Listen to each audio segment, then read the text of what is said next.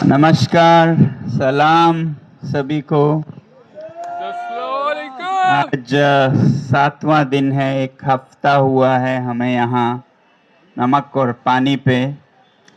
थोड़ा थके हुए हैं, मुझे नहीं पता और कितने दिन मैं बोल पाऊँगा इस वजह से भी। और दूसरा वजह, हमें कल बता रहे थे कि कल और आज में कभी भी हमें यहाँ से ज़बरदस्ती हटाया जा सकता है, क्रैकडाउन की तरह हमें पुलिस यहाँ से हटा देंगे।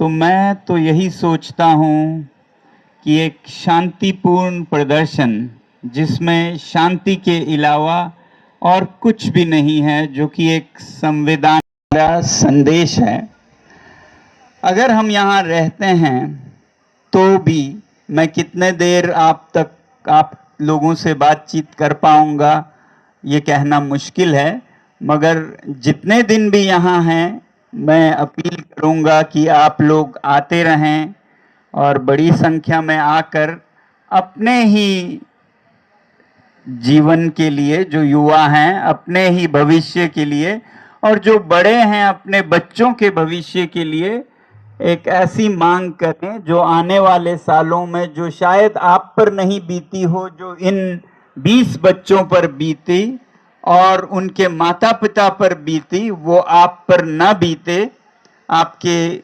निकट रिश्तेदारों पर ना बीते।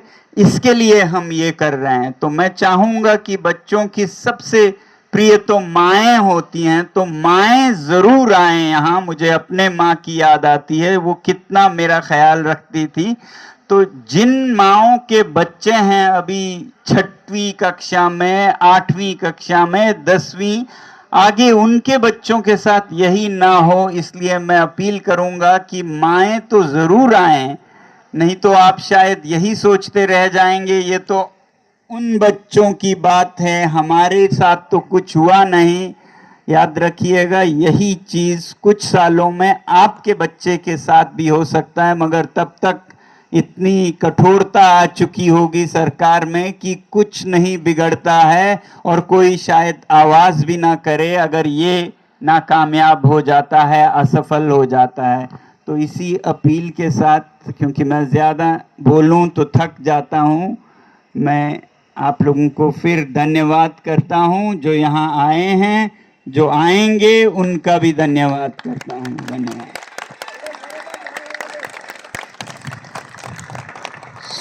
जैसा अभी सर ने बोला कि शायद से क्रैकडाउन हो सकता है आज रात या कल रात, तो उस पर मेरी पुलिस से बस एक ही रिक्वेस्ट है, लाठी चलाने से पहले एक बार सोच लेना यहाँ पर आपके बच्चों की उम्र के लोग हैं, आपके माता पिता की उम्र के लोग हैं।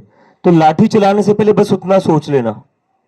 यहाँ पर पिछले 15 दिन से हम बैठे हुए हैं, हमारा जो प्रोटेस्ट है 3rd वीक में जा चुका है। 2 हफ्ते से हम बैठे हुए हैं, धूप थी, बारिश थी, आंधी आई थी, फिर भी हम लोग शांति से बैठे हुए थे। हमने कहीं से भी कोई भी प्रॉब्लम क्रिएट नहीं करी है, तो वो चीज याद रखिए। और दूसरी चीज, यहाँ बस नीट के स्टूडेंट्स नहीं आए हुए हैं, यहाँ बस कॉलेज के स्टूडेंट्स नहीं आए हुए हैं, यहाँ पर ऐसे भी स्टूडेंट्स आए हुए हैं बिहार से, झारखंड से, जो आगे जाकर सोचते हैं कि हम भी पुलिस में भर्ती हो जाए।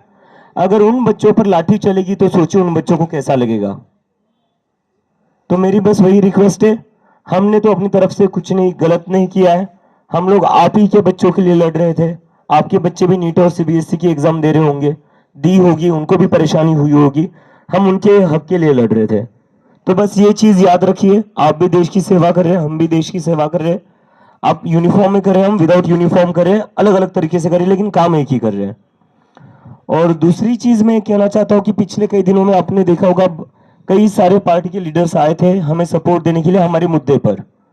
तो मैं उन सभी सारे लीडर्स का धन्यवाद करना चाहता हूँ। I want to express my gratitude to them, be it NCP, be it TMC, CPI, CPIM, इन सारे लोगों ने आगे आकर हमारा सपोर्ट किया है और आगे जाकर और भी लोग आएंगे। कई सारे फार्मर ऑर्गेनाइजेशंस भी आई हुई है। So I want to thank them all. और जो ऑर्गेनाइजेशंस नहीं आई है या जो एमपीज नहीं आए, उन एमपीज को मेरी बस एक ही रिक्वेस्ट है, सरकार तो नहीं सुन रही है हमारी, आप तो सुन सकते हो। पार्लियामेंट में बस सरकार ही नहीं बैठी हुई है, पार्लियामेंट में आप लोग बैठते हो। तो आप लोग तो जंतर मंतर आ सकते हो, जंतर मंतर दूर नहीं है, ज्यादा सेंट्रल दिल्ली में आता है, ज्यादा दूर नहीं है। तो जो जो एमपीज स्टूडेंट्स के साथ खड़ा होना चाहते हैं, जिन जिन एमपीज को लगता है कि धर्मेंद्र प्रधान का इस्तीफा होना चाहिए और उन्हें शिक्षा मंत्री नहीं बने रहना चाहिए, वो सारे एमपीज यहाँ पर आए और बता दे वेयर डू दे स्टैंड। सारे एमपीज बता दे वो किस तरफ खड़े हैं आज। क्या आज वो देश के युवाओं के साथ खड़े हैं या वो बस अपने इंटरेस्ट में खड़े हैं, ये आपको बताना पड़ेगा। और उसका बताने का एक ही तरीका, आपको जंतर मंतर आना होगा, क्योंकि यहाँ पर पूरे देश भर के युवा आए हुए हैं, सारे देश भर से स्टूडेंट आए हुए हैं। और जो सर ने एक आखिरी बात कही माओ के लिए, मदर्स के लिए, जब से मैं इंडिया में अपने घर ज्यादा नहीं रहा हूं, घर पर बस 2 दिन था। पिछले 1 साल से मैं अपने फैमिली के साथ टाइम स्पेंड नहीं कर पाया हूं।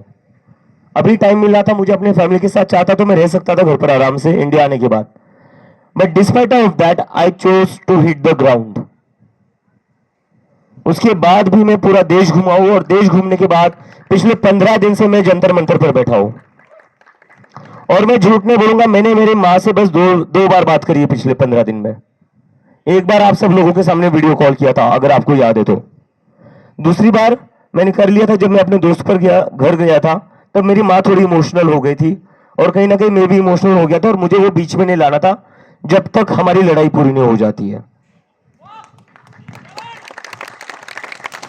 बहुत मिला है माओ का, मुझे कई सारी माओ ने कपड़े लाकर दिए, घर से खाना बनाकर लाकर दिया है, टू ऑल ऑफ देम। अब मेरी सारी मदर से एक ही रिक्वेस्ट है, जो सर ने रिक्वेस्ट करी वही। मैं अपनी माँ से मिल नहीं पा रहा हूँ इंडिया में होने के बाद भी। 1 साल से मैं देश के बाहर था और देश में आने के बाद भी अपनी माँ के साथ मैं रह नहीं पा रहा हूँ, मिल नहीं पा रहा हूँ। तो मेरी सारी मदर से रिक्वेस्ट है, एक दिन के लिए आप यहां पर आ जाइए प्लीज। आपका सपोर्ट ही हमारी मूवमेंट को स्ट्रांग बनाएगा। आपने अभी तक बहुत सपोर्ट दिया है। एक दिन कल सारी मदर्स अगर आ जाएंगी, it will really mean a lot to me, for all of us. यहाँ पर कोई भी अपनी माँ के साथ बैठ नहीं पा रहा है, बात नहीं कर पा रहा है। यहाँ पर जितने भी आप लोग देख रहे हो, ऐसा नहीं कि हमें घर की याद नहीं आती है, किसे नहीं आएगी।